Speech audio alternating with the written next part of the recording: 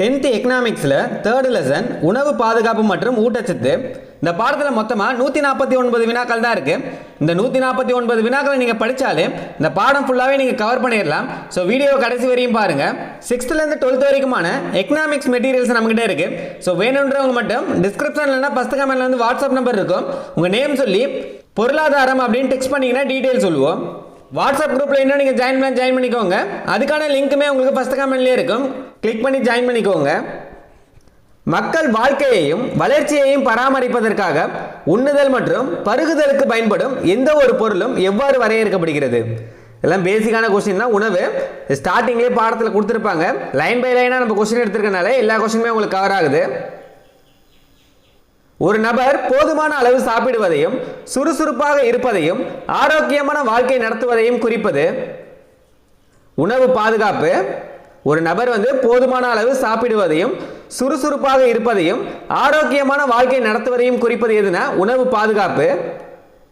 எல்லா மக்களுக்கும் எல்லா நேரங்களிலும் போதுமான பாதுகாப்பான மற்றும் சத்தான உணவுக்கான உடல், சமூக மற்றும் பொருளாதார அணுகுமுறையை கொண்டிருக்கும் நிலை உணவு பாதுகாப்பு என வரையறுத்த அமைப்பு. இது முக்கியமானது.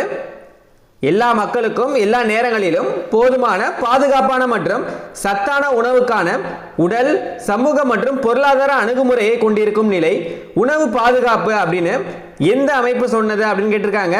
எதுனா ஐக்கிய நாடுகளின் உணவு மற்றும் வேளாண் அமைப்பு, FAO. ஐக்கிய நாடுகளின் உணவு மற்றும் வேளாண் அமைப்பு உணவு பாதுகாப்பிற்கான விரிவான வரையறையை எந்த ஆண்டு வெளியிட்டது?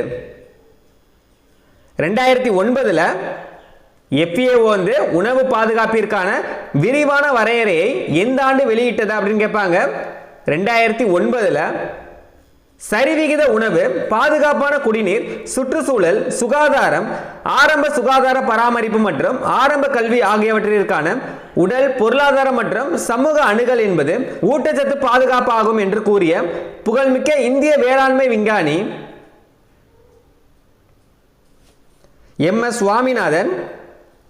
சரிவிகித உணவு, பாதுகாப்பான குடிநீர், சுற்றுச்சூழல், சுகாதாரம், ஆரம்ப சுகாதார பராமரிப்பு மற்றும் ஆரம்ப கல்வி ஆகியவற்றிற்கான உடல், பொருளாதாரம் மற்றும் சமூக அணுகல் என்பது ஊட்டச்சத்து பாதுகாப்பாகும். இதெல்லாம் ஊட்டச்சத்து பாதுகாப்பு அப்படின்னு சொன்ன புகழ்மிக்க இந்திய வேளாண்மை விஞ்ஞானி யார் அப்படின்னு கேட்டிருக்காங்க. MS சுவாமிநாதன். உணவு மற்றும் ஊட்டச்சத்து பாதுகாப்பின் அடிப்படை கூறுகள் எத்தனை அப்படின்னு கேட்டிருக்காங்க. எத்தனை இருக்குன்னா 3 இருக்கு. இந்த 3 என்னன்னு பார்த்தீங்கன்னா, ஃபர்ஸ்ட் உணவு இருப்பு, ரெண்டாவது உணவு உட்கொள்ளுதல், உணவினை உட்கொள்ளுதல், மூணாவது உணவு அணுகல். இது 3 தான் உணவு மற்றும் ஊட்டச்சத்து பாதுகாப்பின் அடிப்படை கூறுகள். கீழ்கண்டவற்றுள் உணவு மற்றும் ஊட்டச்சத்து பாதுகாப்பின் அடிப்படை கூறுகள் எது அப்படின்னு கேட்டிருக்காங்க. இப்போ பார்த்ததுதான் மொத்தம் 3 நம்ம சொல்லியிருந்தோம். உணவு இருப்பு, உணவு அணுகல், உணவினை உட்கொள்ளுதல். இதில் அனைத்துமே சரியானது தான். தேவையான அளவுகளில் உணவுப் பொருட்கள் சேமிப்பை குறிப்பது. தேவையான அளவுகளில் உணவுப் பொருட்களின் சேமிப்பை குறிப்பது எது அப்படின்னு கேட்டாங்கன்னா உணவு இருப்பு. உணவு இருப்பு என்பது எதில் ஏற்படும் மாற்றங்கள் பற்றிய செயல்பாடாகும். உணவு இருப்பு என்பது எதில் ஏற்படும் மாற்றங்கள் பற்றிய ஒரு செயல்பாடு அப்படின்னு கேட்டிருக்காங்க. உள்நாட்டு உற்பத்தி, உணவு இருப்பு, இறக்குமதி, இது எல்லாத்திலுமே ஏற்படும் மாற்றங்கள் பற்றிய ஒரு செயல்பாடு தான் உணவு இருப்புன்றது. உணவுக்கான அணுகல் என்பது முதன்மையாக எதை பற்றிய கூறாகும்? உணவுக்கான அணுகல் என்பது எதை பற்றியதுன்னா வாங்கும் திறனை பற்றியது. உணவுக்கான அணுகலில் கூறப்படும் வாங்குதிறன் எதனுடன் நெருக்கமாக இணைக்கப்பட்டுள்ளது? வாங்குதிறன் எதனோடு நெருக்கமாக இணைக்கப்பட்டுள்ளது அப்படின்னு கேட்டிருக்காங்க. ஈட்டுதலுக்கான திறன்கள் மற்றும் வேலை வாய்ப்புகள்ல நெருக்கமாக இணைக்கப்பட்டுள்ளது. ஒரு நபரின் ஈட்டுதலுக்கான திறன்களும் வாய்ப்புகளும் எதனுடன் தொடர்புடையது?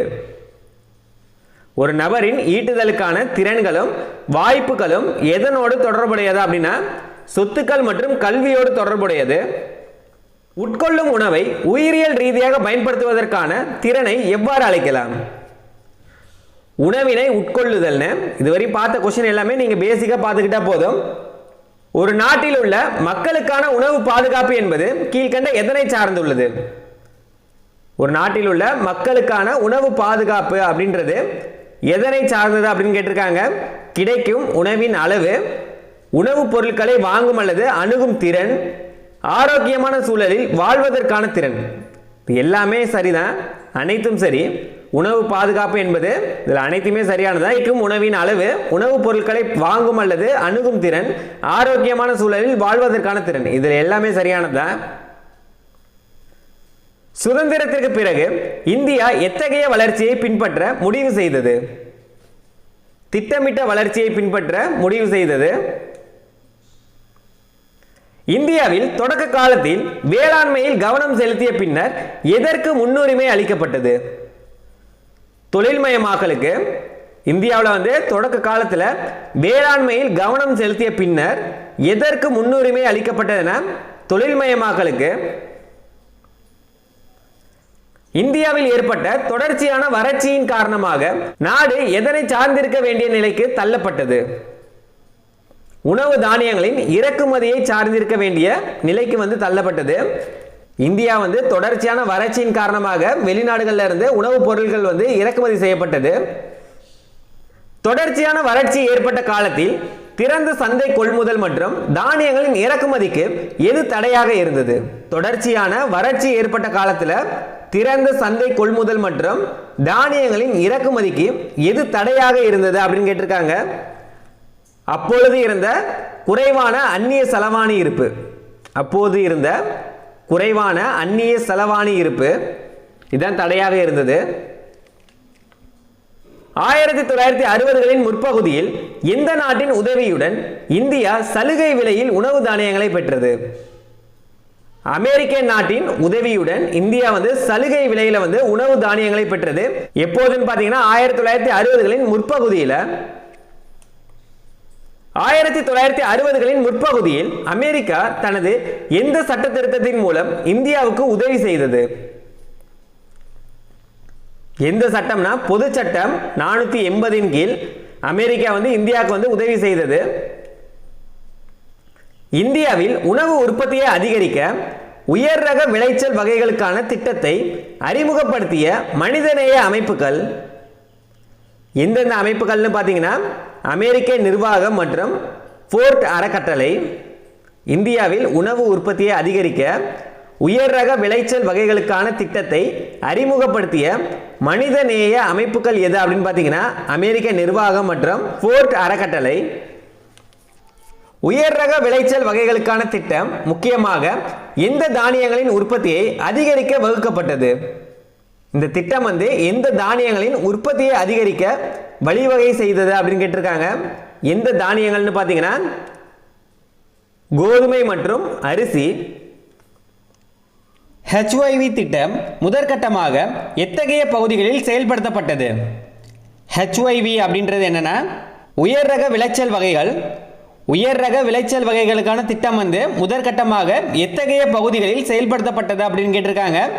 நீர்ப்பாசனம் வசதியுள்ள இடங்களில் உள்ள தேர்ந்தெடுக்கப்பட்ட மாவட்டங்களில், நீர்ப்பாசனம் வசதியுள்ள இடங்களில் உள்ள தேர்ந்தெடுக்கப்பட்ட மாவட்டங்களில் தான் இந்த திட்டம் முதற்கட்டமாக செயல்படுத்தப்பட்டது. நாட்டில் தோன்றி உணவு தானிய உற்பத்தியில் இந்தியா தன்னிறைவு பெற வழிவகுத்தது எந்த புரட்சினா பசுமை புரட்சி. 1950களின் முற்பகுதியில் இந்தியாவில் உணவு தானியங்களின் உற்பத்தி பரப்பளவு தோராயமாக எவ்வளவு இருந்தது?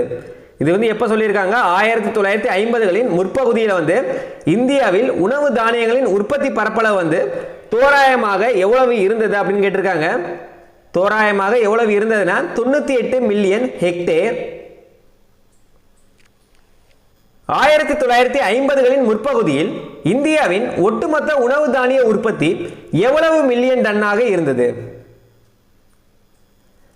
1950களின் முற்பகுதியில் இந்தியாவின் ஒட்டுமொத்த உணவு தானிய உற்பத்தி எவ்வளவு மில்லியன் டன்களாக இருந்தது அப்படின்னு கேட்டிருக்காங்க. 54 மில்லியன் டன்களாக இருந்தது. 1950களின் முற்பகுதியில் ஒரு ஹெக்டேருக்கு சராசரியாக கிடைத்த உணவு தானியங்களின் அளவு இது ஒரு ஹெக்டேருக்கு கொடுத்திருக்காங்க. ஒரு ஹெக்டேருக்கு சராசரியாக உணவு தானியங்களின் அளவு எவ்வளவு கிடைத்தது அப்படின்னா 547 கிலோ. ஒரு ஹெக்டேர் அப்படின்றது என்னன்னா 10,000 சதுர மீட்டர். இந்தியாவின் உணவு நிலையை சீர் செய்ய ஏறத்தாழ எத்தனை ஆண்டுகள் ஆனது? இந்தியாவின் உணவு நிலையை சீர் செய்ய ஏறத்தாழ எத்தனை ஆண்டுகள் ஆனது அப்படின்னு கேட்டிருக்காங்க. 65 ஆண்டுகள் ஆனது. உணவு நிலையை சீர் செய்த பிறகு உணவு தானிய சாகுபடியின் பரப்பளவு வந்து எவ்வளவு மில்லியன் ஹெக்டேராக வளர்ந்தது அப்படின்னு கேட்டிருக்காங்க. முன்னாடி எவ்வளவு இருந்துச்சு? 98 மில்லியனாக இருந்துச்சு. 98 மில்லியன் ஹெக்டேராக இருந்தது. இந்த உணவு நிலையை சீர் செய்த பிறகு உணவு தானிய சாகுபடியின் பரப்பளவு எவ்வளவு ஹெக்டேராக இருந்திருக்குன்னா 122 மில்லியன் ஹெக்டேராக. சுதந்திர காலத்திற்கும் தற்போதைக்கும் இடையில் உணவு தானியங்களின் உற்பத்தி மற்றும் விளைச்சல் முறையே எத்தனை மடங்காக அதிகரித்துள்ளது? சுதந்திர காலத்திற்கும் தற்போதைக்கும் இடையில் உணவு தானியங்களின் உற்பத்தி மற்றும் விளைச்சல் வந்து எத்தனை மடங்காக அதிகரித்துள்ளது அப்படின்னு கேட்டிருக்காங்க. உற்பத்தி வந்து 5 மடங்காக, விளைச்சல் வந்து 4 மடங்காக அதிகரித்துள்ளது. உற்பத்தி 5 மடங்காகவும் விளைச்சல் வந்து 4 மடங்காகவும் அதிகரித்துள்ளது.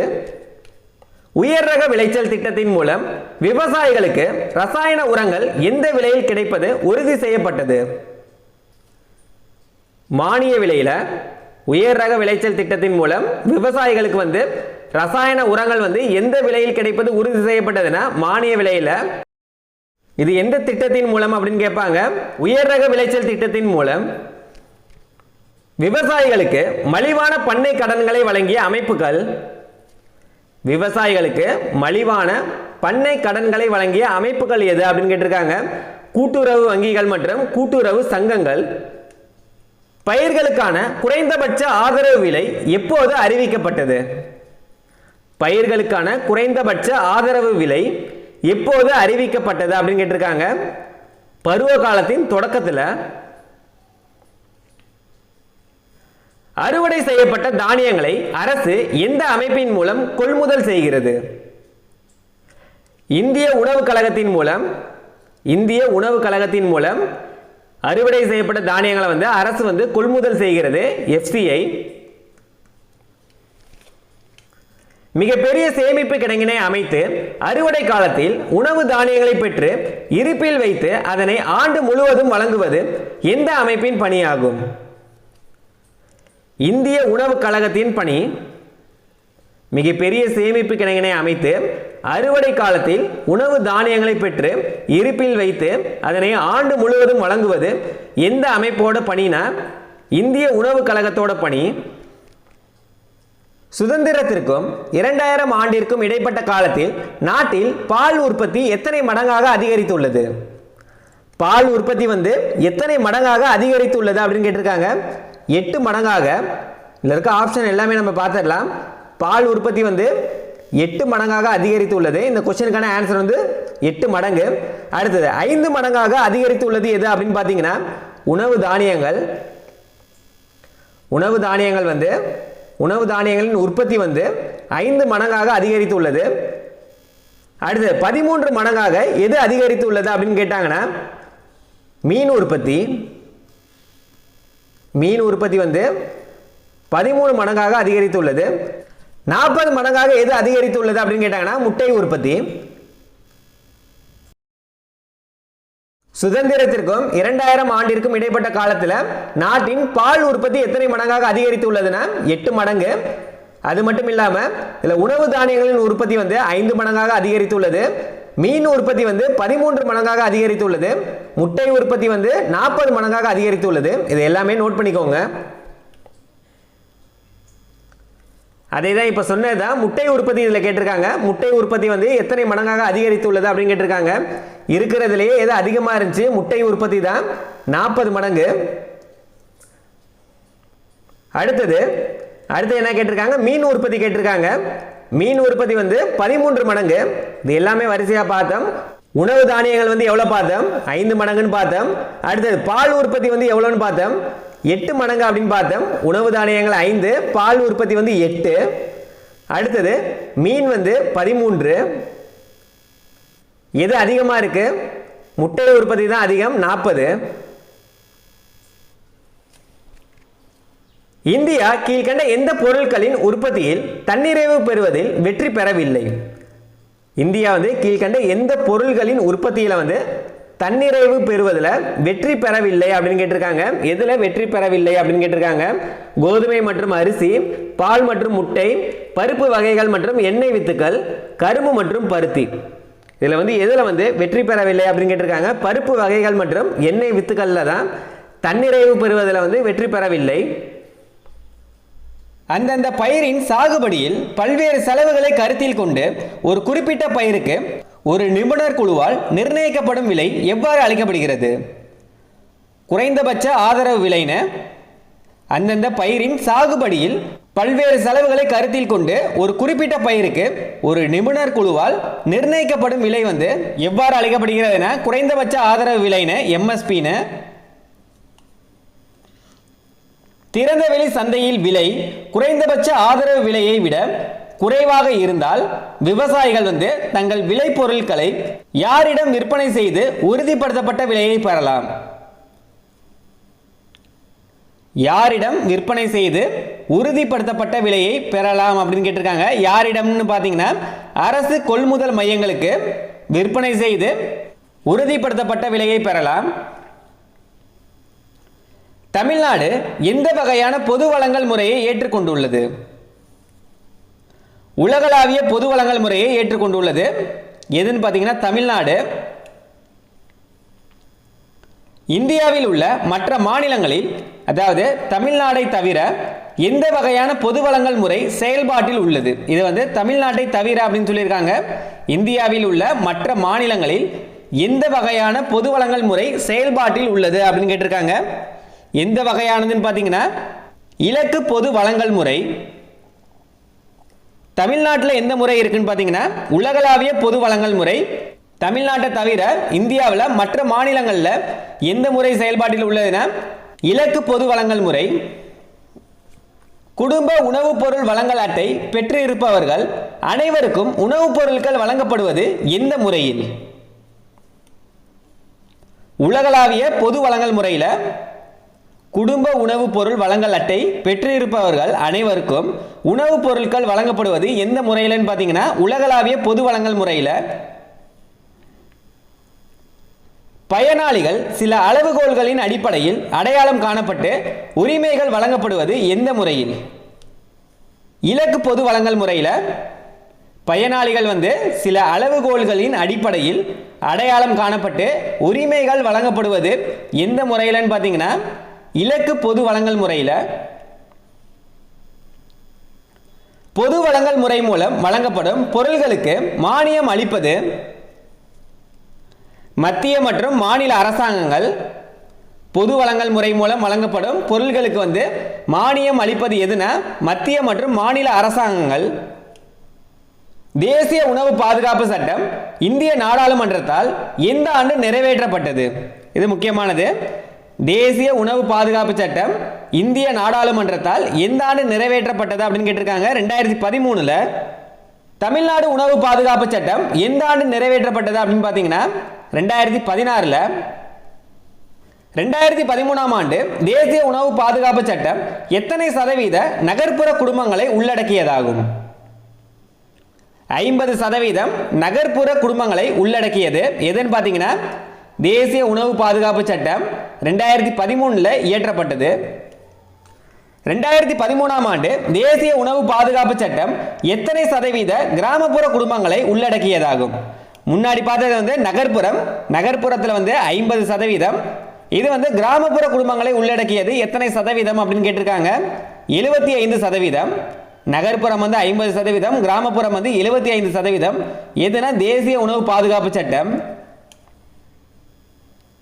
தேசிய உணவு பாதுகாப்பு சட்டத்தின் கீழ் ஒரு குறிப்பிட்ட அளவுகோலின் அடிப்படையில் அடையாளம் காணப்பட்ட குடும்பங்கள் எவ்வாறு அழைக்கப்படுகின்றன? முன்னுரிமை குடும்பங்கள்னு.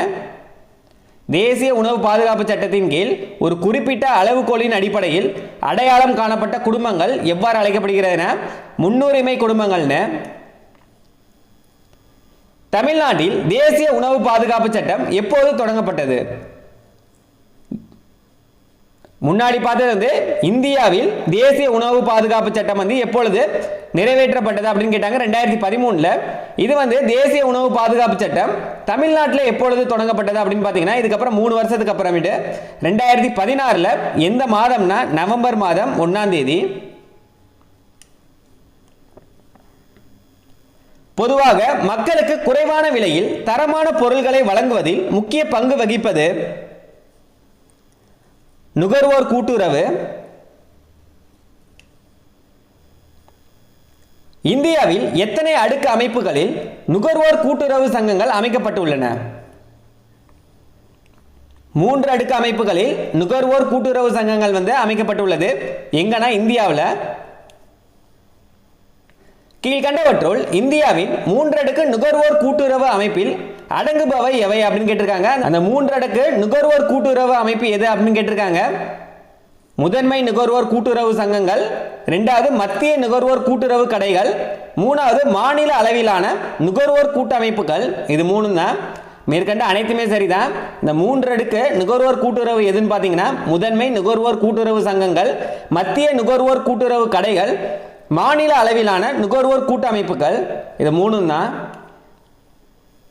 கிராமப்புறங்களில் நுகர்வோர் பொருட்களை வழங்குவதில் எத்தனைக்கும் மேற்பட்ட கிராம அளவிலான சங்கங்கள் ஈடுபட்டுள்ளன?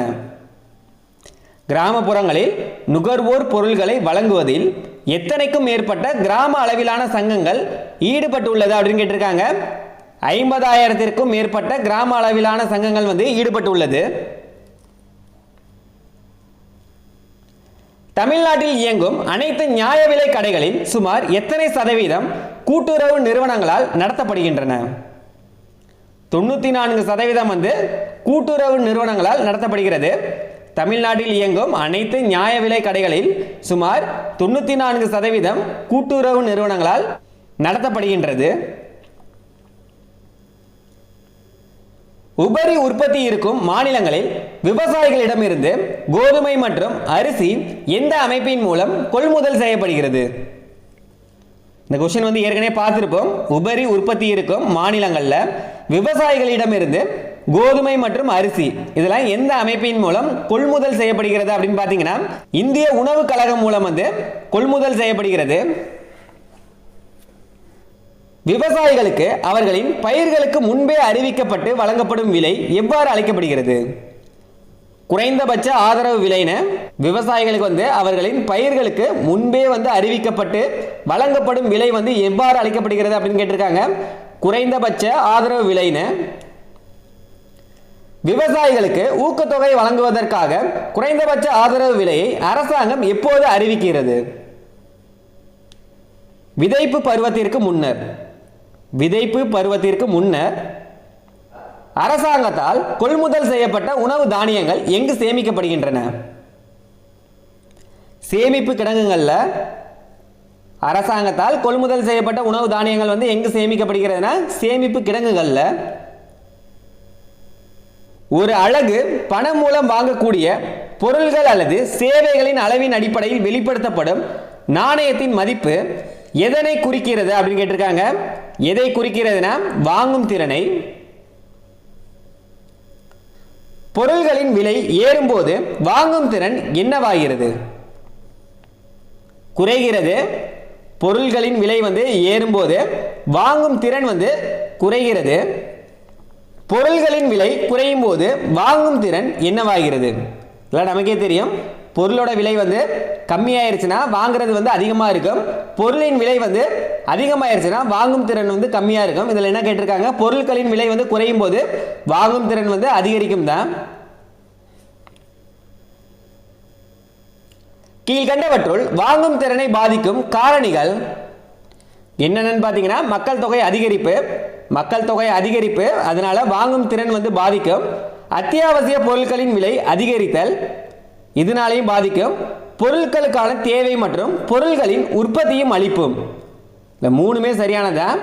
வாங்கும் திறனை பாதிக்கும் காரணிகள் எதெல்லாம் பார்த்தீங்கன்னா மக்கள் தொகை அதிகரிப்பு, அத்தியாவசிய பொருட்களின் விலை அதிகரித்தா, அடுத்தது பொருட்களுக்கான தேவை மற்றும் பொருட்களின் உற்பத்தியும் அளிப்பும். இல்லை 3மே சரியானதான். மேற்கண்ட அனைத்தும் சரி. இந்தியாவில் மக்கள் தொகை வளர்ச்சி விகிதம் 1000க்கு எவ்வளவாக உள்ளது அப்படின்னு கேட்டிருக்காங்க. 1.7 உள்ளது. வளர்ச்சி விகிதம் வந்து 1000க்கு எவ்வளவாக இருக்குன்னா 1.7 இருக்கு. அதிக மக்கள் தொகை காரணமாக பொருள்களின் சாதாரண விலை நிலை அதிகமாகும் போது அது குறிப்பாக யாருடைய வாங்கும் சக்தியை பாதிக்கிறது? கிராமப்புற மக்களின் வாங்கும் சக்தியை பாதிக்கிறது. அதிக மக்கள் தொகை காரணமாக பொருள்களின் சாதாரண விலை நிலை வந்து அதிகமாகும் போது அது குறிப்பாக யாருடைய வாங்கும் சக்தியை பாதிக்கிறதுனா கிராம மக்களின் வாங்கும் சக்தியை வந்து பாதிக்குது. மொத்த உள்நாட்டு உற்பத்தியில் நிலையான வளர்ச்சி இருந்தாலும் அத்தியாவசிய பொருள்களின் விலைகளில் ஏற்படும் தொடர்ச்சியான உயர்வு யாரை பெரிதும் பாதிக்கிறது? ஏழை மக்களை தான். மொத்த உள்நாட்டு உற்பத்தியில் நிலையான வளர்ச்சி இருந்தாலும் அத்தியாவசிய பொருள்களின் விலைகளில் ஏற்படும் தொடர்ச்சியான உயர்வு வந்து யாரை பெரிதும் பாதிக்கிறதுனா ஏழை மக்களை தான். பொருள்களுக்கான தேவை அதிகரிக்கும் போது பொருள்களின் விலையும் அதிகரித்து அதனால் எது பாதிக்கிறது? பொருள்களுக்கான தேவை அதிகரிக்கும் போது பொருள்களின் விலையும் அதிகரித்து அதனால் எது வந்து பாதிக்கிறது அப்படின்னு கேட்குறாங்க. வாங்கும் சக்தி வந்து பாதிக்குது.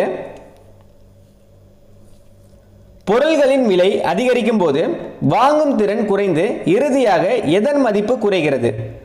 பொருளின் விலை வந்து அதிகரிக்கும் போது வாங்கிறது வந்து குறைஞ்சிரும். அதனால இறுதியாக எதனோட மதிப்பு வந்து குறையுது அப்படின்னு கேட்குறாங்க. நாணயத்தின் மதிப்பு வந்து குறையுது. பொருள்களின் உற்பத்தியும் அளிப்பும் குறையும் பொழுது பொருள்களின் விலையில் என்ன மாற்றம் ஏற்படுகிறது? பொருள்களின் உற்பத்தியும் அளிப்பும் குறையும் போது பொருள்களின் விலையில வந்து என்ன மாற்றம் ஏற்படுகிறது அப்படின்னு கேட்குறாங்க. அதாவது ஒரு பொருளை வந்து உற்பத்தி செய்கிறது குறையுதுன்னா அப்போ அதோட விலை வந்து என்னவா இருக்கும்? அதிகரிக்கும். விலை வந்து அதிகரிக்கும். வாங்கும் சக்தி சமநிலை என்பது எந்த துறை தொடர்பான ஒரு கோட்பாடாகும்? வாங்கும் சக்தி சமநிலை என்பது எந்த துறை தொடர்பான ஒரு கோட்பாடு அப்படின்னு கேட்டிருக்காங்க. பொருளாதாரம் ரீதியான ஒரு கோட்பாடு. நாடுகளின் வருமான நிலைகள் மற்றும் வாழ்க்கை செலவு தொடர்பான விவரங்களை ஒப்பிடுவதற்கு பயன்படும் அளவுகோல் வாங்கும் சக்தி சமநிலை. நாடுகளின் வருமான நிலைகள் மற்றும் வாழ்க்கை செலவு தொடர்பான விவரங்களை ஒப்பிடுவதற்கு பயன்படும் அளவுகோல் எதுனா வாங்கும் சக்தி சமநிலை. சமீபத்திய வாங்கும் சக்தி சமநிலையின் அடிப்படையில் இந்தியா உலக அளவில் எத்தனையாவது பெரிய பொருளாதாரமாக மாறியுள்ளது? இது முக்கியமானது. 3வது பெரிய பொருளாதாரமாக மாறியுள்ளது. வாங்கும் சக்தி சமநிலையின் அடிப்படையில் இந்தியா வந்து உலக அளவில் 3வது பெரிய பொருளாதாரமாக மாறியுள்ளது. வாங்கும் சக்தி சமநிலையின் அடிப்படையில் அமெரிக்காவை 2வது இடத்திற்கு தள்ளிவிட்டு மிகப்பெரிய பொருளாதாரமாக மாறியுள்ள நாடு சீனா. வாங்கும் சக்தி சமநிலையின் அடிப்படையில் ஃபர்ஸ்ட் எது இருக்குன்னா சீனா. 2வது இடத்துல எது இருக்குன்னு பார்த்தீங்கன்னா அமெரிக்கா. 3வது வந்து இந்தியா. எல்லாம் நோட் பண்ணிக்கோங்க. இப்போ கொஸ்டின்ல என்ன கேட்டிருக்காங்க? வாங்கும் சக்தி சமநிலையின் அடிப்படையில் அமெரிக்காவை 2வது இடத்திற்கு தள்ளிவிட்டு மிகப்பெரிய பொருளாதாரமாக மாறியுள்ள நாடு எது அப்படின்னு பார்த்தீங்கன்னா சீனா. 2019ஆம் ஆண்டின் தரவின்படி வாங்கும் சக்தி சமநிலை பிபிபினா வாங்கும் சக்தி சமநிலை வந்து ஜிடிபினா உள்நாட்டு உற்பத்தி, அதாவது மொத்த உள்நாட்டு உற்பத்தியில சீனாவின் மதிப்பு என்ன அப்படின்னு கேட்டிருக்காங்க. இது எந்த கணக்கெடுப்புனா 2019க்கு கணக்கெடுப்பு 27.4. அடுத்தது 2019ஆம் ஆண்டு தரவின்படி அதே தான் வாங்கும் சக்தி சமநிலை மொத்த உள்நாட்டு உற்பத்தியில வந்து இந்தியாவின் மதிப்பு என்ன அப்படின்னு கேட்டிருக்காங்க 11.4. இதே ஆண்டு வந்து சீனாவின் மதிப்பு வந்து 27.4. இதே ஆண்டு இந்தியாவின் மதிப்பு வந்து 11.4. இந்திய பொருளாதாரத்தில் எத்தனை சதவீத இந்தியர்களுக்கு சொந்தமான வருமானம் மற்றும் சொத்துக்களின் விகிதம் அதிகரித்து வருகிறது அப்படின்னு கேட்டிருக்காங்க. 10%. இந்திய பொருளாதாரத்தில் எத்தனை சதவீத இந்தியர்களுக்கு சொந்தமான வருமானம் மற்றும் சொத்துக்களின் விகிதம் அதிகரித்து வருகிறது அப்படின்னு கேட்டிருக்காங்க. 10%.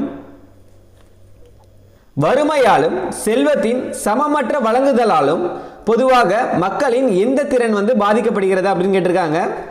வாங்கும் திறன் தான் பாதிக்கப்படுது. வேளாண் பொருள்களின் ஏற்றுமதியை அடிப்படையாக கொண்ட புதிய விவசாய கொள்கை மத்திய அரசால் எந்த ஆண்டு அறிவிக்கப்பட்டது? வேளாண் பொருள்களின் ஏற்றுமதியை அடிப்படையாக கொண்ட புதிய விவசாய கொள்கை வந்து மத்திய அரசால் எந்த ஆண்டு அறிவிக்கப்பட்டது அப்படின்னு கேட்டிருக்காங்க. 2018. 2018ஆம் ஆண்டின் புதிய விவசாய கொள்கையின்படி அரசாங்கம் வந்து எந்த பொருள்களுக்கு ஏற்றுமதி கட்டுப்பாடுகளை நீக்க முடிவு செய்துள்ளது? இது 2018ஆம் ஆண்டு புதிய விவசாய கொள்கையின்படி எந்த கட்டுப்பாடுகளை நீக்க முடிவு செய்துள்ளது அப்படின்னு கேட்டிருக்காங்க. பெரும்பாலான இயற்கை வேளாண்மை மற்றும் பதப்படுத்தப்பட்ட வேளாண்மை பொருள்களுக்கு வந்து ஏற்றுமதி கட்டுப்பாடுகள் வந்து நீக்க முடிவு செய்துள்ளது. ஒரு நாட்டின் விவசாய கொள்கையானது எதனை உயர்த்துவதற்காக அரசாங்கத்தால் வடிவமைக்கப்படுகிறது? விவசாய உற்பத்தி மற்றும் உற்பத்தி திறனை உயர்த்துவதற்காக. ஏ வந்து சரிதான். விவசாயிகளின் வருமான நிலை மற்றும் வாழ்க்கை தரத்தை உயர்த்துவதற்காக. இல்லை, பியும் சரிதான். விவசாயத்துறையின் அனைத்து வட்டங்களிலும் விரிவான வளர்ச்சிக்காக. இல்லை, சியும் சரிதான். அனைத்தும் சரி. ஒரு நாட்டின் விவசாய கொள்கையானது எதனை உயர்த்துவதற்காக அரசாங்கத்தால் வடிவமைக்கப்படுகிறது அப்படின்னு கேட்டிருக்காங்க. இதில் அனைத்துமே சரியானதான். விவசாய உற்பத்தி மற்றும் உற்பத்தி திறனை உயர்த்துவதற்காக, விவசாயிகளின் வருமான நிலை மற்றும் வாழ்க்கை தரத்தை உயர்த்துவதற்காக, விவசாயத்துறையின் அனைத்து வட்டங்களிலும் விரிவான வளர்ச்சிக்காக. அனைத்தும் சரி. இந்தியாவின் புதிய வேளாண் கொள்கையின் முக்கிய நோக்கங்களில் ஒன்றான வேளாண் உற்பத்தி திறனை உயர்த்துதல் எதன் மூலம் மேம்படுத்தப்படுகிறது அப்படின்னு கேட்டிருக்காங்க. வேளாண் உற்பத்தி திறனை உயர்த்துதல் எதன் மூலம் மேம்படுத்தப்படுகிறது அப்படின்னு கேட்குறாங்க. வீரிய ரக விதைகள் மற்றும் உரங்கள், பூச்சிக்கொல்லிகள், நீர்ப்பாசனம். இல்லை, அனைத்துமே சரிதான். வீரிய ரக விதைகள் மற்றும் உரங்கள், பூச்சிக்கொல்லிகள், நீர்ப்பாசனம். இதன் மூலம் தான் வேளாண் உற்பத்தி திறனை வந்து உயர்த்தப்படுகிறது. சிறு மற்றும் குறு விவசாயிகள் ஒரு ஹெக்டேருக்கு மதிப்பு கூட்டப்பட்ட உற்பத்தியை விட அதிக உற்பத்தி திறனை அதிகரிப்பது புதிய வேளாண் கொள்கையின் எந்த நோக்கத்தின் கீழ் வருகிறது? சிறு மற்றும் குறு விவசாயிகள் ஒரு ஹெக்டேருக்கு மதிப்பு கூட்டப்பட்ட உற்பத்தியை விட அதிக உற்பத்தி திறனை அதிகரிப்பது புதிய வேளாண் கொள்கையின் எந்த நோக்கத்தின் கீழ் வருகிறது அப்படின்னு கேட்டிருக்காங்க. எந்த நோக்கத்தின் கீழ் வருகிறதுனா ஒரு ஹெக்டேருக்கு மதிப்பு கூட்டப்பட்டவை என்ற நோக்கத்தின் கீழ் வருகிறது. புதிய வேளாண் கொள்கையின்படி ஏழை விவசாயிகளின் நலன்களை பாதுகாத்தல் என்பதன் கீழ் வரும் நடவடிக்கைகள் எவை அப்படின்னு கேட்டிருக்காங்க. ஏழை விவசாயிகளின் நலன்களை பாதுகாத்தல் என்பதன் கீழ் வரும் நடவடிக்கைகள் எது அப்படின்னு கேட்டிருக்காங்க. எந்த கொள்கைன்னு பார்த்தீங்கன்னா புதிய வேளாண் கொள்கையின்படி நிறுவன கடன் ஆதரவை விரிவுபடுத்துதல், நில சீர்திருத்தங்கள் செய்தல், இடைத்தரகர்களை ஒழித்தல். இதில் மேற்கண்ட அனைத்துமே சரியானதுதான். வேளாண் நடவடிக்கைகளில் நவீன தொழில்நுட்பத்தை அறிமுகப்படுத்துதல் மற்றும் உயர் ரக விதைகள், உரங்கள் போன்ற மேம்பட்ட வேளாண் உத்திகளை பயன்படுத்துதல் எதை குறிக்கிறது? விவசாயத்துறையை நவீனமயமாக்குதலை குறிக்குது. இந்தியாவின் வேளாண் கொள்கை இந்திய வேளாண்மையின் அடித்தளத்தில் உள்ள எந்த பிரச்சனையை சரி செய்யும் நோக்கத்தை கொண்டுள்ளது? சுற்றுச்சூழல் சீர்கேடை சரி செய்யும் நோக்கத்தை கொண்டுள்ளது. இந்தியாவின் வேளாண் கொள்கை வந்து இந்திய வேளாண்மையின் அடித்தளத்தில் உள்ள எந்த பிரச்சனையை சரி செய்யும் நோக்கத்தை கொண்டுள்ளது அப்படின்னு கேட்டிருக்காங்க. சுற்றுச்சூழல் சீர்கேடை சரி செய்யும் நோக்கத்தை கொண்டுள்ளது. புதிய வேளாண் கொள்கையானது வேளாண் கூட்டுறவு சங்கங்கள் மற்றும் சுய உதவி நிறுவனங்கள் சுதந்திரமாக செயல்பட எதை நீக்குவதை குறிக்கோளாக கொண்டுள்ளது? அதிகாரத்துவ தடைகளை நீக்குவதை குறிக்கோளாக கொண்டுள்ளது.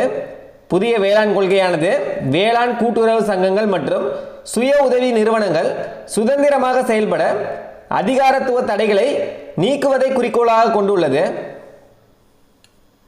பல பரிமாண வறுமை குறியீடு எந்த ஆண்டு தொடங்கப்பட்டது? 2010ல் பல பரிமாண வறுமை குறியீடு எந்த ஆண்டு தொடங்கப்பட்டதுன்னா 2010ல் பல பரிமாண வறுமை குறியீட்டை 2010ஆம் ஆண்டு அறிமுகப்படுத்திய அமைப்புகள். இதெல்லாம் முக்கியமானது. பல பரிமாண வறுமை குறியீடை 2010ல் வந்து அறிமுகப்படுத்திய அமைப்புகள் எது அப்படின்னு கேட்டிருக்காங்க. ஐக்கிய நாடுகளின் மேம்பாட்டு திட்டம் மற்றும் ஆக்ஸ்போர்ட் வறுமை மற்றும் மனித மேம்பாட்டு முனைவு. பல பரிமாண வறுமை குறியீட்டின் அடிப்படை தத்துவம் மற்றும் முக்கியத்துவம். பல பரிமாண வறுமை குறியீட்டின் அடிப்படை தத்துவம் மற்றும் முக்கியத்துவம் என்ன அப்படின்னு கேட்டிருக்காங்க. வறுமை என்பது பல பரிமாணங்களை கொண்டது. வறுமை என்பது பல பரிமாணங்களை கொண்டது அப்படின்றது தான் அடிப்படை தத்துவம். ஏழை மக்கள் அனுபவிக்கும் எந்தெந்த காரணிகளால் பல பரிமாண வறுமை உருவாகிறது? உடல்நலம், கல்வி, வாழ்க்கை தரம் மற்றும் வருமானம், அதிகாரமின்மை, பணியின் தரம் மற்றும் வன்முறையினால் அச்சுறுத்தப்படுதல். இது எல்லாமே சரியானதா? ஏழை மக்கள் அனுபவிக்கும் எந்தெந்த காரணிகளால் பல பரிமாண வறுமை உருவாகிறது அப்படின்னு கேட்டிருக்காங்க. உடல்நலம், கல்வி, வாழ்க்கை தரம், வருமானம், அதிகாரமின்மை, பணியின் தரம், வன்முறையினால் அச்சுறுத்தப்படுதல். இது எல்லாமே இதுக்கான காரணிகள் தான். தமிழ்நாட்டின் பல பரிமாண வறுமை குறியீடு அறிக்கை 2022 முதல் 2023 படி கடந்த 10 ஆண்டுகளாக வறுமை குறைப்பில் குறிப்பிடத்தக்க முன்னேற்றம் அடைந்துள்ள மாநிலம். இது முக்கியமானது. 2022 இருந்து 2023 படி கடந்த 10 ஆண்டுகளாக வறுமை குறைப்பின் குறிப்பிடத்தக்க முன்னேற்றம் அடைந்த மாநிலம் எது அப்படின்னு கேட்டிருக்காங்க. தமிழ்நாடு. வறுமை நிலையின் அடிப்படையில் தமிழ்நாட்டில் உள்ள மாவட்டங்கள் எத்தனை வகைகளாக வகைப்படுத்தப்பட்டுள்ளன? 3 வகைகளாக. பல பரிமாண வறுமை குறியீட்டின் 3 முக்கிய பரிமாணங்கள். இப்போதான் 3 என்ன அப்படின்றத பார்க்க போறோம். பல பரிமாண வறுமை குறியீட்டின் 3 முக்கிய பரிமாணங்கள் என்ன அப்படின்னு கேட்டிருக்காங்க. என்னென்னு பார்த்தீங்கன்னா சுகாதாரம், கல்வி, வாழ்க்கை தரம். பல பரிமாண வறுமை குறியீட்டில் சுகாதாரம் என்ற பரிமாணத்தின் கீழ் வரும் குறியீடுகள் எது அப்படின்னு கேட்டிருக்காங்க. சுகாதாரம் என்ற பரிமாணத்தின் கீழ் வரும் குறியீடுகள் எதுலான்னு பார்த்தீங்கன்னா ஊட்டச்சத்து, குழந்தை மற்றும் வளரிளம் பருவத்தினர் இறப்பு, பிரசவத்திற்கு முந்தைய பராமரிப்பு. இதில் மேற்கண்ட அனைத்துமே சரிதான். பல பரிமாண வறுமை குறியீட்டில் கல்வி என்ற பரிமாணத்தின் கீழ் வரும் குறியீடுகள். முன்னாடி பார்த்தது வந்து சுகாதாரம். சுகாதாரத்துக்கு கீழே என்னெல்லாம் வரும்னா ஊட்டச்சத்து, குழந்தை மற்றும் வளரிளம் பருவத்தினர் இறப்பு, பிரசவத்திற்கு முந்தைய பராமரிப்பு. இது வந்து கல்வி கேட்டிருக்காங்க. கல்வியின் கீழ் வரும் குறியீடுகள் எது அப்படின்னு கேட்டிருக்காங்க. பள்ளியில் கல்வி கற்றல் மற்றும் பள்ளி வருகை இதெல்லாம் வரும்.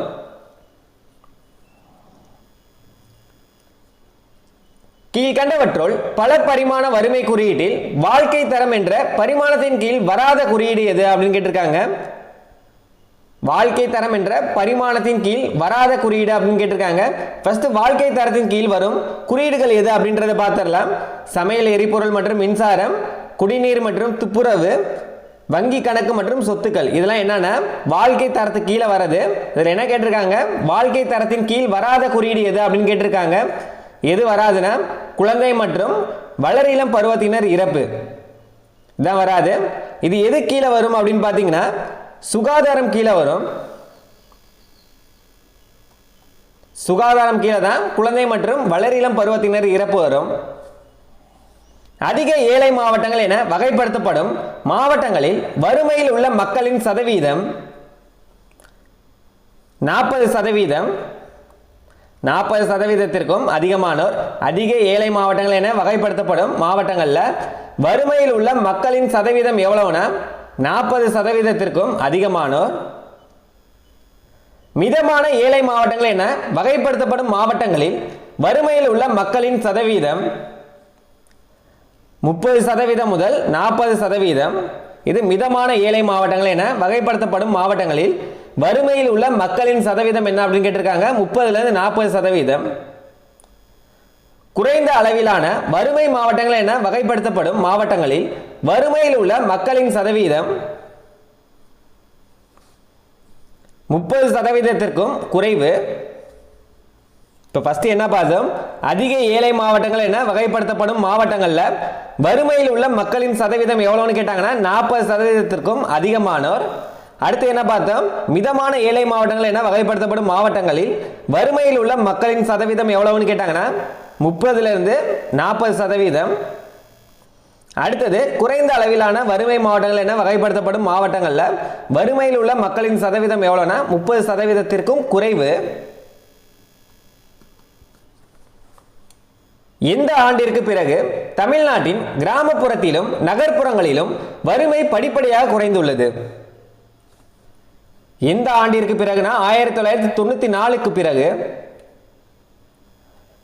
இந்த ஆண்டிற்கு பிறகு இந்தியாவில் பல மாநிலங்களை விட வறுமை குறைப்பு தமிழ்நாட்டில் வேகமாக உள்ளது. வறுமை குறைப்பு வந்து தமிழ்நாட்டில் வேகமாக உள்ளது எந்த ஆண்டு அப்படின்னு கேட்டிருக்காங்க. எந்த ஆண்டுனா 2005ல். இந்த காலகட்டத்தில் வறுமை ஒழிப்பு திட்டங்களில் தமிழ்நாடு முன்னிலை வகிக்கிறது. இந்த காலகட்டத்தில் வறுமை ஒழிப்பு திட்டங்கள்ல தமிழ்நாடு வந்து முன்னிலை வகிக்கிறது அப்படின்னு கேட்டிருக்காங்க. இந்த காலகட்டம்னு பார்த்தீங்கன்னா 2014 முதல் 2017 காலகட்டத்தில் தமிழ்நாட்டின் பல பரிமாண வறுமை குறியீட்டு தரவரிசையில் முதல் 5 இடங்களில் உள்ள மாவட்டங்களில் எது தவறானது அப்படின்னு கேட்டிருக்காங்க. தமிழ்நாட்டின் பல பரிமாண வறுமை குறியீட்டின் தரவரிசையில் முதல் 5 இடங்களில் உள்ள மாவட்டங்களில் எது தவறானது ஃபர்ஸ்ட் அப்படின்னு கேட்டிருக்காங்க. ஃபர்ஸ்ட் நம்ம சரியானது எது அப்படின்னு பார்த்துக்கலாம். சரியானது அப்படின்னு பார்த்தீங்கன்னா ஃபர்ஸ்ட் காஞ்சிபுரம், 2வது சென்னை, 3வது கடலூர், 4வது கோயம்புத்தூர், 5வது நாகப்பட்டினம். இந்த 5ம் தான் முதல் 5 இடங்களில் உள்ள மாவட்டங்கள். இதில் என்ன கேட்டிருக்காங்க, எது தவறானது அப்படின்னு கேட்டிருக்காங்க. காஞ்சிபுரம் வரும் 5 மாவட்டங்களில், சென்னை வரும், கடலூர் வரும். இதில் வராது வந்து தருமபுரி. தமிழ்நாட்டின் பல பரிமாண வறுமை குறியீட்டு தரவரிசையில் கடைசி 5 இடங்களில் உள்ள மாவட்டங்கள் எது அப்படின்னு கேட்டிருக்காங்க. முதல் 5 இடங்கள் எதுன்னு கேட்டாங்கன்னா காஞ்சிபுரம், சென்னை, கடலூர், கோயம்புத்தூர், நாகப்பட்டினம். கடைசி 5 இடங்களில் உள்ள மாவட்டங்கள் எது அப்படின்னு கேட்டிருக்காங்க. தருமபுரி, பெரம்பலூர், ராமநாதபுரம், விருதுநகர், அரியலூர். ஏ தான் சரியானது. உணவு பாதுகாப்பில் எந்த பாதுகாப்பும் அடங்கும் அப்படின்னு கேட்டிருக்காங்க. ஊட்டச்சத்து பாதுகாப்பும் அடங்கும். நமது நாடு உணவு உற்பத்தியில் தன்னிறைவு அடைந்திருந்தாலும் எதில் முன்னேற்றங்களை அடையவில்லை. மக்களின் ஊட்டச்சத்து நிலையில நமது நாடு வந்து உணவு உற்பத்தியில் தன்னிறைவு அடைந்திருந்தாலும் எதில் முன்னேற்றங்களை அடையவில்லை அப்படின்னு கேட்டிருக்காங்க. மக்களின் ஊட்டச்சத்து நிலையில 2015 முதல் 2016 ஆண்டில் 15 முதல் 49 வயதுக்குட்பட்ட கிராமப்புற பெண்களில் எத்தனை சதவீதம் பேர் ஊட்டச்சத்து குறைபாடு உடையவர்களாக கண்டறியப்பட்டனர்? 27% பேர் வந்து ஊட்டச்சத்து குறைபாடு உள்ளவர்களாக கண்டறியப்பட்டனர். எங்கன்னு பார்த்தீங்கன்னா 15 வயது முதல் 49 வயதுக்குட்பட்ட கிராமப்புற பெண்கள் 27%. இது எந்த கணக்கெடுப்புனா 2015 முதல் 2016 ஆண்டு கணக்கெடுப்பு. முன்னாடி பார்த்தது வந்து கிராமப்புறத்தில் பார்த்தோம். இது வந்து நகர்ப்புறத்தில் கேட்டிருக்காங்க. 2015 முதல் 2016 ஆண்டில் 15 முதல் 49 வயதுக்கு உட்பட்ட நகர்ப்புற பெண்களில் எத்தனை சதவீதம் பேர் ஊட்டச்சத்து குறைபாடு உடையவர்களாக கண்டறியப்பட்டனர் அப்படின்னு கேட்டிருக்காங்க. நகர்ப்புறத்தில் வந்து 16%, கிராமப்புறத்தில் வந்து 27%. 2015 முதல் 2016 பெண்களுக்கிடையே நிலவிய ஊட்டச்சத்து குறைபாடு அல்லது நீண்ட கால ஆற்றல் குறைபாடு பற்றிய தரவுகள் எந்த அமைப்பின் கணக்கெடுப்பின் மூலம் கண்டறியப்பட்டது? இந்த கணக்கெடுப்புல எந்த அமைப்பின் மூலம் கண்டறியப்பட்டது அப்படின்னு கேட்டிருக்காங்க. தேசிய குடும்ப சுகாதார கணக்கெடுப்பு மூலம். தேசிய குடும்ப சுகாதார கணக்கெடுப்பு மூலம். இந்தியாவில் 15 முதல் 49 வயதுக்குட்பட்ட கிராமப்புற மற்றும் நகர்ப்புற பெண்களில் பாதிக்கும் மேற்பட்டோர் எந்த பாதிப்புக்கு ஆளாகியுள்ளனர்? இரத்த சோகைக்கு. 2015 முதல் 2016 ஆண்டில் கிராமப்புறங்களில் உள்ள குழந்தைகளில் 6 முதல் 59 மாதங்கள் எத்தனை சதவீதம் பேர் இரத்த சோகை உடையவர்கள் என கருதப்பட்டனர் அப்படின்னு கேட்டிருக்காங்க. எத்தனை மாதங்கள்னு பார்த்தீங்கன்னா 6 முதல் 59 மாதங்கள் உள்ள குழந்தைகள் வந்து கிராமப்புறங்களில் இருக்க குழந்தைகள் வந்து இரத்த சோகை உடையவர்களாக எத்தனை சதவீதம் பேர் வந்து கருதப்பட்டனர் அப்படின்னு கேட்டிருக்காங்க. 60% பேர். 2015 முதல் 2016 ஆண்டில் நகர்ப்புறங்களில் உள்ள குழந்தைகளில் எத்தனை சதவீதம் பேர் இரத்த சோகை உடையவர்களாக கருதப்பட்டனர் அப்படின்னு கேட்டிருக்காங்க. அதே தான் 6 முதல் 59 மாத குழந்தைகள். எத்தனை சதவீதம் அப்படின்னு பார்த்தீங்கன்னா 56%. முன்னாடி பார்த்தது வந்து கிராமப்புறத்தில் வந்து 60%. நகர்ப்புறங்களில் வந்து 56%. கிராமப்புறங்களில் சுமார் எத்தனை சதவீத குழந்தைகள் வளர்ச்சி குன்றியிருக்கின்றனர்? அதாவது அவர்களின் வயதுக்கு ஏற்ப தேவையான உயரத்தை கொண்டிருக்கவில்லை அப்படின்னு கேட்டிருக்காங்க. எத்தனை சதவீதம் பேர் வந்து கிராமங்களில் வளர்ச்சி குன்றியவர்களாக இருக்கிறார்கள் அப்படின்னு கேட்டிருக்காங்க. 41% பேர். இதே மாதிரியே நகர்ப்புறத்தில் கேட்குறாங்க. கிராமப்புறத்தில் எவ்வளோ பார்த்தோம்? 41% பேர். நகர்ப்புறத்தில் 31% பேர். ஊட்டச்சத்தின் குறைபாட்டினால் குழந்தைகளுக்கு இடையே காணப்படும் மற்றொரு குறியீடு எது அப்படின்னு கேட்டிருக்காங்க. ஊட்டச்சத்தின் குறைபாட்டினால் குழந்தைகளுக்கு இடையே காணப்படும் மற்றொரு குறியீடு எது அப்படின்னு கேட்டிருக்காங்க. வயது தொடர்பான எடையை விட எடை குறைவாக இருத்தல்.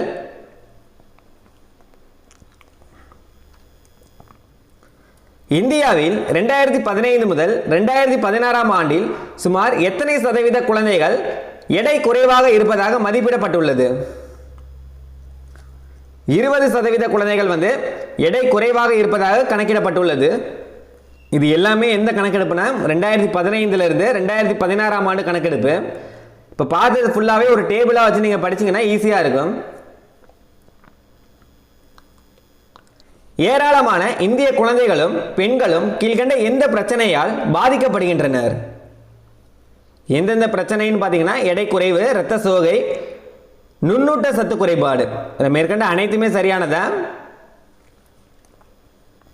இந்தியாவில் ஊட்டச்சத்து குறைபாட்டை நீக்குவதற்காக மத்திய மற்றும் மாநில அரசுகள் செயல்படுத்தும் பல்வேறு சுகாதார மற்றும் ஊட்டச்சத்து திட்டங்களில் அடங்குபவை. எந்தெந்த திட்டங்கள் அடங்கும் அப்படின்னு கேட்டிருக்காங்க. ஒருங்கிணைந்த குழந்தைகள் மேம்பாட்டு சேவைகள் மற்றும் மதிய உணவு திட்டம், இது சரிதான். குழந்தைகள் சுகாதார திட்டங்கள், பியும் சரிதான். தேசிய கிராமப்புற சுகாதார பணி, இல்லை சியும் சரியானதான். மேற்கண்ட அனைத்துமே சரிதான். இந்தியாவில் ஊட்டச்சத்து குறைபாட்டை நீக்குவதற்காக மத்திய மற்றும் மாநில அரசுகள் செயல்படுத்தும் பல்வேறு சுகாதார மற்றும் ஊட்டச்சத்து திட்டங்களில் எதெல்லாம் அடங்கும்னு கேட்டிருக்காங்க. இதில் அனைத்துமே சரியானதான். ஒருங்கிணைந்த குழந்தைகள் மேம்பாடு சேவைகள் மற்றும் மதிய உணவு திட்டம், குழந்தைகள் சுகாதார திட்டங்கள், தேசிய கிராமப்புற சுகாதார பணிகள். எந்த வயதிற்கு உட்பட்ட குழந்தைகள், கர்ப்பிணி பெண்கள், பாலூட்டும் தாய்மார்கள் மற்றும் இளம்பருவ பெண்கள் ஆகியோரின் உடல் நலம் மற்றும் ஊட்டச்சத்து நிலைகளில் குறிப்பிடத்தக்க மாற்றங்களை கொண்டு வருவதில் தமிழ்நாடு முன்னோடி பங்கை கொண்டுள்ளது? எத்தனை வயதிற்கு உட்பட்ட குழந்தைகள்னு பார்த்தீங்கன்னா 6 வயதிற்கு உட்பட்ட குழந்தைகள், கர்ப்பிணி பெண்கள், பாலூட்டும் தாய்மார்கள் மற்றும் இளம்பருவ பெண்கள் ஆகியோரின் உடல் நலம் மற்றும் ஊட்டச்சத்து நிலைகளில் குறிப்பிடத்தக்க மாற்றங்களை கொண்டு வருவதில் தமிழ்நாடு அரசு வந்து பெரும் பங்கு வகிக்கிறது. ஊட்டச்சத்து மற்றும் ஆரோக்கியத்திற்கான எந்த மாநில அரசின் ஒவ்வொரு ஆண்டு வரவு செலவு திட்ட செலவினங்கள் நாட்டிலேயே மிக அதிகமாகும்? ஊட்டச்சத்து மற்றும் ஆரோக்கியத்திற்கான தமிழ்நாடு அரசின் ஒவ்வொரு ஆண்டு வரவு செலவு திட்ட செலவினங்கள் வந்து நாட்டிலேயே மிக அதிகமாகும். தமிழ்நாட்டில் எந்த திட்டங்களின் செயல்திறன் நாட்டின் மிக சிறந்த ஒன்றாக கருதப்படுகிறது? தமிழ்நாட்டின் எந்த திட்டங்களின் செயல்திறன் வந்து நாட்டின் மிக சிறந்த ஒன்றாக கருதப்படுகிறது அப்படின்னு கேட்டிருக்காங்க. ஐசிடிஎஸ் திட்டம், ரெண்டாவது வந்து புரட்சி தலைவர் எம்ஜிஆர் சத்துணவு திட்டம். இது ரெண்டுமே ஏவும் பியும் சரியானதான். இதில் ஐசிடிஎஸ் அப்படின்றது என்னன்னா ஒருங்கிணைந்த குழந்தை வளர்ச்சி பணிகள். ஊட்டச்சத்து குறைபாடு இல்லாத தமிழ்நாடு என்ற கொள்கையை அடைய மாநிலம் எத்தகைய கொள்கைகளை செயல்படுத்துகிறது? நீண்ட கால பல துறை கொள்கைகளை செயல்படுத்துகிறது. ஊட்டச்சத்து குறைபாடு இல்லாத தமிழ்நாடு என்ற கொள்கையை அடைய மாநிலம் வந்து எத்தகைய கொள்கைகளை செயல்படுத்துகிறதுனா நீண்ட கால பல துறை கொள்கைகளை செயல்படுத்துகிறது. தமிழ்நாட்டில் ஐசிடிஎஸ் திட்டம் மொத்தம் எத்தனை குழந்தைகள் மேம்பாட்டு தொகுதிகளில் செயல்படுத்தப்படுகிறது? 434 குழந்தைகள் மேம்பாட்டு தொகுதிகளில் செயல்படுத்தப்படுகிறது. தமிழ்நாட்டில் உள்ள 434 குழந்தைகள் மேம்பாட்டு தொகுதிகளின் சரியான வகைப்பாடு எது அப்படின்னு கேட்டிருக்காங்க. இல்லை சரியானதுன்னு பார்த்தீங்கன்னா 385 கிராமப்புறம், 47 வந்து நகர்ப்புறம், 2 வந்து பழங்குடியினர். இதுதான் சரியானது. தமிழ்நாட்டில் ஐசிடிஎஸ் திட்டம் மொத்தம் எத்தனை குழந்தைகள் மையம் மூலம் செயல்படுத்தப்படுகிறது? 54,439 மையங்கள் மூலம் செயல்படுத்தப்படுகிறது. தமிழ்நாட்டில் உள்ள 54,439 குழந்தை மையங்களில் செயல்படும் அங்கன்வாடி மற்றும் சிறு அங்கன்வாடி மையங்களின் எண்ணிக்கை முறையே அங்கன்வாடி மற்றும் சிறு அங்கன்வாடி மையங்களின் எண்ணிக்கை கேட்டிருக்காங்க. அங்கன்வாடிகள் 49,499, சிறு அங்கன்வாடிகள் 4,940. அணுகப்படாத பகுதிகளுக்கு நிலையான விரிவாக்கம், ஓரங்கட்டப்பட்ட குழுக்களின் பாதுகாப்பு, மேம்பட்ட ஒதுக்கீடுகள் மற்றும் சேவைகளின் விரிவாக்கம் ஆகியவற்றுடன் இப்போது உலகின் மிகப்பெரிய திட்டங்களில் ஒன்றாக கருதப்படும் திட்டம் ஐசிடிஎஸ் திட்டம். அணுகப்படாத பகுதிகளுக்கு நிலையான விரிவாக்கம், ஓரங்கட்டப்பட்ட குழுக்களின் பாதுகாப்பு, மேம்பட்ட ஒதுக்கீடுகள் மற்றும் சேவைகளின் விரிவாக்கம் ஆகியவற்றுடன் இப்போது உலகின் மிகப்பெரிய திட்டங்களில் ஒன்றாக கருதப்படுவது எதுனா ஐசிடிஎஸ் திட்டம். குழந்தைகளுக்கிடையே ஊட்டச்சத்து குறைபாட்டை எதிர்த்து போராடுவதற்கும் பள்ளிகளில் சேர்க்கையை அதிகரிப்பதற்கும் இடைநிற்றல் விகிதங்களை குறைப்பதற்கும் உதவும் நாட்டின் மிகப்பெரிய மதிய உணவு திட்டமாக கருதப்படுவது புரட்சி தலைவர் எம்ஜிஆர் சத்துணவு திட்டம். இந்த மாநிலத்தின் முன்னோடி முயற்சிகளின்படி நாட்டின் பிற மாநிலங்கள் தங்களது மதிய உணவு திட்டங்களை வடிவமைத்துள்ளது. தமிழ்நாடு மாநிலத்தின் முன்னோடி முயற்சிகளின்படி தான் நாட்டின் பிற மாநிலங்களில் மதிய உணவு திட்டங்கள் வடிவமைக்கப்பட்டுள்ளது. டாக்டர் முத்துலட்சுமி ரெட்டி மகப்பேறு நலத்திட்டத்தின் கீழ் ஏழை கர்ப்பிணி பெண்களுக்கு எவ்வளவு நிதி உதவி வழங்குகிறார்? 12,000 ரூபாய். டாக்டர் முத்துலட்சுமி ரெட்டி மகப்பேறு நலத்திட்டத்தின் கீழ் ஏழை கர்ப்பிணி பெண்களுக்கு எவ்வளவு நிதி உதவி வழங்குகிறார்னா 12,000. முதலமைச்சரின் விரிவான சுகாதார காப்பீட்டு திட்டம் எந்த ஆண்டில் தொடங்கப்பட்டது? 2011 இருந்து 2012. அனைவருக்கும் உடல் நலம் வழங்கும் நோக்கில் அரசாங்கத்தால் இலவச மருத்துவம் மற்றும் அறுவை சிகிச்சை வழங்குவதற்காக தொடங்கப்பட்ட திட்டம் முதலமைச்சரின் விரிவான சுகாதார காப்பீட்டு திட்டம். தமிழ்நாட்டில் கட்டணமில்லாத ஆம்புலன்ஸ் சேவைகளை அறிமுகப்படுத்திய திட்டம் தமிழ்நாடு சுகாதார அமைப்பு திட்டங்கள். தமிழ்நாடு சுகாதார அமைப்பு திட்டங்கள் தமிழ்நாட்டில் கட்டணமில்லா ஆம்புலன்ஸ் சேவைகளை அறிமுகப்படுத்திய திட்டம் எதுனா தமிழ்நாடு சுகாதார அமைப்பு திட்டங்கள். அரசு மற்றும் அரசு உதவி பெறும் பள்ளிகளில் படிக்கும் அனைத்து மாணவர்களுக்கும் விரிவான சுகாதார சேவையை வழங்குவதை வலியுறுத்தும் திட்டம் பள்ளி சுகாதார திட்டம். மாநிலத்தில் உள்ள அனைத்து தொழுநோயாளிகளையும் கண்டறிந்து தொடர்ச்சியாக சிகிச்சை அளிப்பதை நோக்கமாக கொண்டு செயல்படும் திட்டம் தேசிய தொழுநோய் ஒழிப்பு திட்டம். கீழ்கண்டவற்றுள் தமிழ்நாட்டில் செயல்படும் ஊட்டச்சத்து திட்டங்களில் அடங்குபவை எவை அப்படின்னு கேட்டிருக்காங்க. புரட்சி தலைவர் எம்ஜிஆர் ஊட்டச்சத்து உணவு திட்டம் மற்றும் ஆரம்ப கல்விக்கு தேசிய ஊட்டச்சத்து ஆதரவு திட்டம். இதில் ஏ சரிதான். பொது ஐசிடிஎஸ் திட்டங்கள் மற்றும் உலக வங்கி உதவியுடன் ஒருங்கிணைந்த குழந்தைகள் மேம்பாட்டு சேவைகள். இல்லை பியும் சரிதான். பிரதம மந்திரி கிராமோதய யோஜனா திட்டம் மற்றும் தமிழ்நாடு ஒருங்கிணைந்த ஊட்டச்சத்து திட்டம் மற்றும் காலை உணவு திட்டம். இதில் எல்லாமே சரியானதான். இதெல்லாம் ரொம்ப முக்கியமானது, நோட் பண்ணிக்கோங்க. தமிழ்நாட்டில் செயல்படும் ஊட்டச்சத்து திட்டங்கள் இது எல்லாமே தான். உலக வங்கி உதவியுடன் தமிழ்நாட்டில் செயல்படுத்தப்படும் ஊட்டச்சத்து சார்ந்த திட்டம்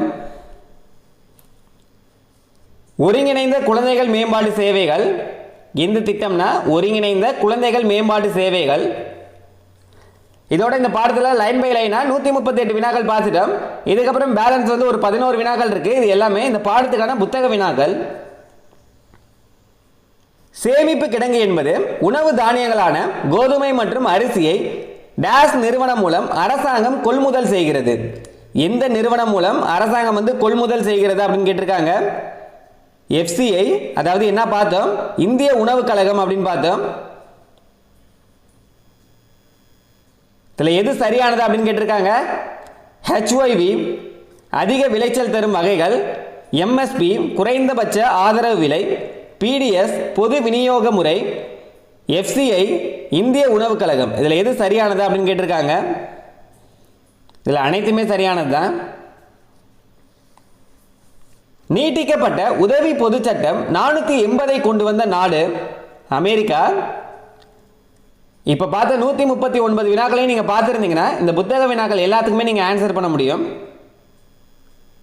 டேஸ் இந்தியாவில் தோன்றியதால் உணவு தானிய உற்பத்தியில் தன்னிறைவு பெற வழிவகுத்தது. எந்த புரட்சின்னு பார்த்தீங்க? பசுமை புரட்சி. பசுமை புரட்சி தான் இந்தியாவில் தோன்றியதால் உணவு தானிய உற்பத்தியில் வந்து தன்னிறைவு பெற வழிவகுத்தது. உலகளாவிய பொது வழங்கல் முறையை ஏற்றுக்கொண்ட ஒரே மாநிலம் தமிழ்நாடு. இந்தியாவில் பிற மாநிலங்கள்லாம் எந்த முறையை ஏற்றுக்கொண்டதுன்னா இலக்கு பொது வழங்கல் முறை.